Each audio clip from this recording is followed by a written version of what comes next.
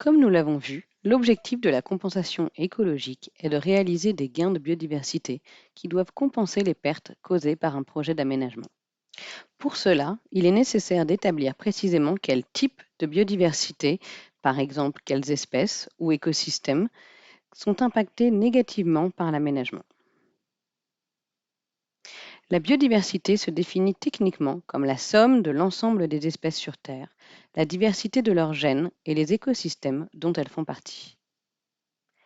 La biodiversité est si riche, variée et complexe qu'il est impossible de mesurer toutes les composantes de biodiversité pouvant être impactées par un projet d'aménagement.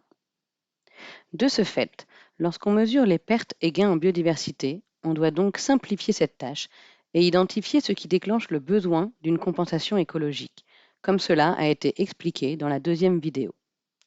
Ainsi, des paramètres de substitution exprimant la biodiversité peuvent être utilisés, des éléments qui peuvent être mesurés relativement facilement et qui, selon nous, représentent d'autres caractéristiques plus difficiles à mesurer. Ou alors, on peut se concentrer sur des éléments de biodiversité spécifiques considérés comme les plus importants à conserver, comme les espèces menacées. Une fois que l'on sait quels éléments de biodiversité devront être compensés, il reste nécessaire de déterminer comment les mesurer. Les unités utilisées pour mesurer les pertes et gains en biodiversité peuvent avoir plusieurs intitulés et nous ferons le choix ici de les appeler indicateurs de biodiversité. Ce sont les unités avec lesquelles le calcul de l'échange entre les pertes et les gains de biodiversité est réalisé.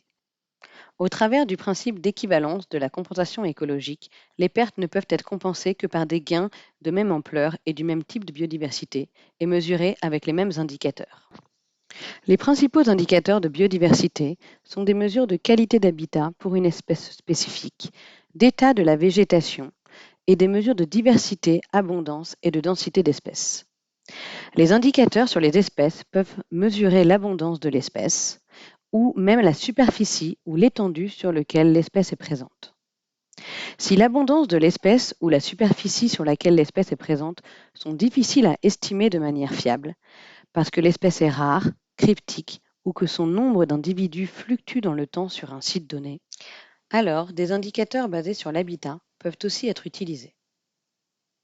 Il existe parfois des modèles ou des habitats de référence pour les espèces.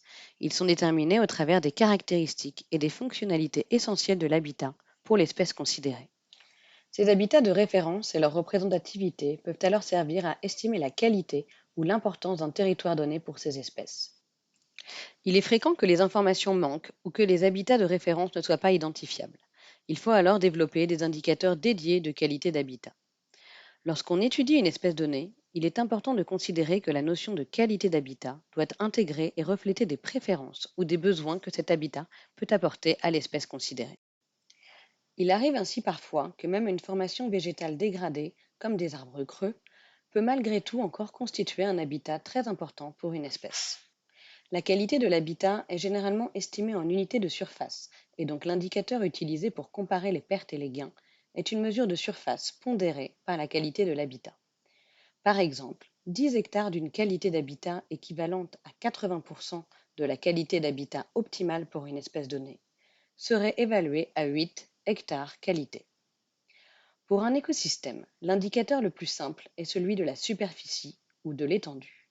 Mais mesurer uniquement la superficie ne permet pas de savoir si l'écosystème impacté est en bon ou mauvais état de conservation.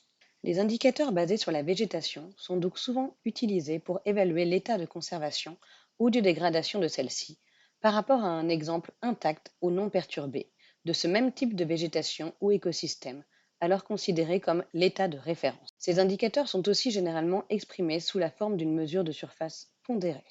Mais la différence ici est qu'il s'agit de mesures d'état d'un type d'écosystème, et ils ne sont pas alors conçus pour mesurer la qualité de l'habitat pour une espèce en particulier.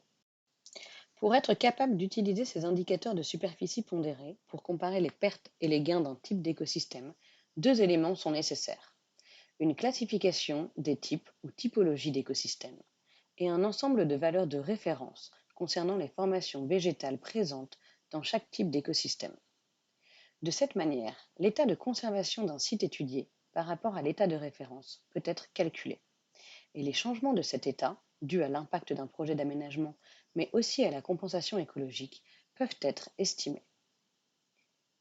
Il faut garder à l'esprit qu'il peut y avoir une différence entre la qualité d'un site en tant qu'habitat pour une espèce spécifique et l'état de conservation de la végétation de l'écosystème présent sur ce site.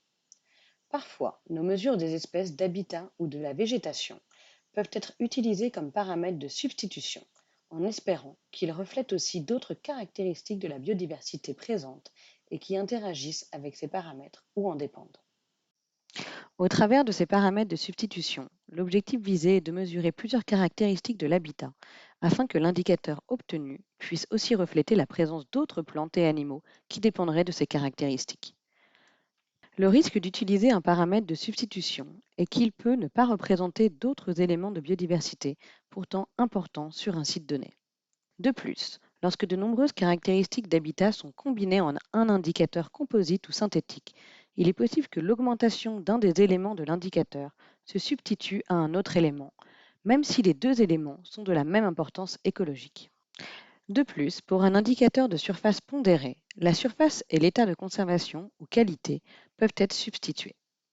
Par exemple, une perte d'une petite zone d'habitat de haute qualité pourrait être remplacée par un gain d'une grande zone d'habitat de mauvaise qualité. Parfois, c'est acceptable, mais parfois, ça ne l'est pas. On abordera ce sujet dans la vidéo sur les règles d'échange. Il est donc important de vérifier l'hypothèse selon laquelle un indicateur composite ou synthétique garantit que les pertes et gains sont atteints pour tous les éléments importants pour la biodiversité. Un impact donné peut avoir des répercussions sur plusieurs éléments de biodiversité différents. Ainsi, souvent, une compensation écologique nécessitera l'utilisation d'une série d'indicateurs, chacun adapté à un élément de biodiversité important. Et il faudra ensuite procéder au calcul des pertes et gains pour chaque élément avec l'indicateur adapté. Cela permet de s'assurer que les gains en biodiversité obtenus par une compensation répondent au principe d'équivalence écologique.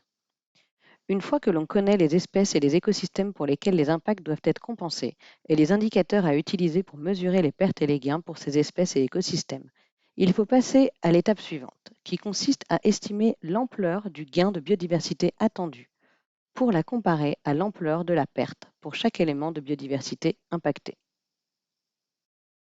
Nous aborderons ce sujet dans la vidéo suivante.